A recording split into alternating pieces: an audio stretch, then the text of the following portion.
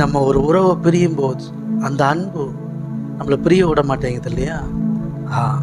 அப்படித்தான் தேவனுக்கும் நமக்கும் உறவு இருக்கணும். கையை தட்டி. தேவனை விட்டு நம்ம பிரியறதுன்னா அப்படி ஒரு ஃபீல் வரணும்.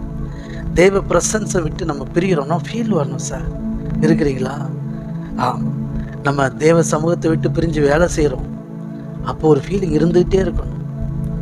தேவனோடு இணையிற வரைக்கும், தேவனோட இணையும் போது, அந்த பிரிஞ்ச பிள்ளையே ஸ்கூலில் விட்டு வெளியில் போகிற பிள்ளை மறுபடியும் சேரும்போது ஒரு அன்பு பொத்துக்கிட்டு வரும் பாருங்க.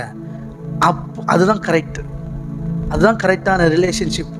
அந்த பிள்ளை உண்மையாகவே அந்த அன்பு இருந்தால் போயிட்டு ரிட்டர்ன் வரும்போது ரொம்ப எதிர்பார்ப்போடு இருப்போம். எதிர்பார்த்தோன்னே அப்படி போய் அப்படி அக்செப்ட் பண்ணும் பாருங்க. அப்படித்தான் தேவ சமூகம் நமக்கு முக்கியத்துவமாய் மாற வேண்டும். கையை தட்டி.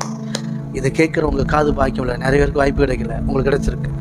அப்படி ஏசப்பாவுக்கும் உங்களுக்கு ஒரு ரிலேஷன்ஷிப் அப்படி இருக்கணும். அவரை விட்டு பிரிஞ்சா ஃபீல் ஆகணும், அவர் சமூகத்தை விட்டு விலகி போகும்போது ஃபீல் ஆகணும். மறுபடியும் கனெக்ட் ஆகுறதுலே இருதயம் ஏங்கணும். கனெக்ட் ஆனோன்னு அப்படியே ஒப்புரவாயிடணும். காலையில் ஆராதனை முடித்து அடுத்த ஆராதனை எப்போன்ட்டு ரெடியாக இருக்கணும். அந்தளவுக்கு உங்கள் இருதயம் ஏங்கணும். அவர் ஆராதிக்கலாம், சபையாக கூடி ஆராதிக்கலாம், அவருடைய வார்த்தைகளை இன்னும் கேட்கலாம், இன்னும் அவர் அறிவில் வளரலாம். ஓ சூப்பர், அந்த நல்ல நேரத்துக்காக அப்படி எதிர்பார்ப்பு. அப்படி ஒரு ஐக்கியம். ஓகே, மறுபடியும் சொல்கிறேன், நீங்கள் நேசிக்கிற ஒரு நபரை விட்டு பிரியவே மாட்டீங்க, பிரியணும்னு நினைக்கவே மாட்டீங்க. இருக்கிறீங்களா? அப்படி யாராக இருப்பீங்கன்னா, அப்படி ஏதாவது ஒரு உறவு இருக்கணும்னா அந்த உறவு அதை விட ஏசப்பா நீங்கள் அதிகமாக நேசிக்கணும். அவர் சமூகத்தை விட்டு பிரியும் போது உங்கள் இருதயம் துடிக்கணும்.